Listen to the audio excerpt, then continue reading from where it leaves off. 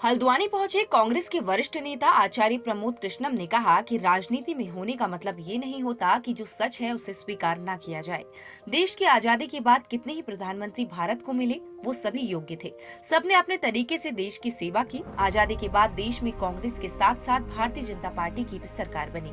वहीं अब supreme court के फैसले के बाद मंदिर बन रहा है। सुप्रीम कोर्ट ने कई सौ वर्षों की लड़ाई, कई सौ वर्षों के संघर्ष और करोड़ों हिंदुओं की जनमानस की भावनाओं का सम्मान करते हुए तथ्यों के आधार पर एक फैसला दिया। लेकिन यदि देश में कोई सशक्त प्रधानमंत्री नहीं होता तो सुप्रीम कोर्ट के फैसले को इम्प्लीमेंट नहीं किया जा सकता था। इसलिए देश के प्रधानमंत्री ने एक साहस भरा काम किया और विपक्षी दल के साथ संबंध होने के बावजूद वह देश के प्रधानमंत्री के इस फैसले की सराहना करते हैं। राजनीति में होने का मतलब ये नहीं होता है कि जो सच है उसे स्वीकार न किया जाए।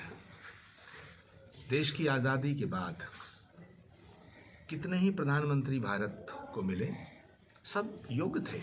सबने अपनी अपनी तरह से देश की सेवा की। कितनी ही पार्टियों की सरकार आई, भारतीय जनता पार्टी की भी सरकार बनी, अटल बिहारी वाजपेयी जी प्रधानमंत्री बने।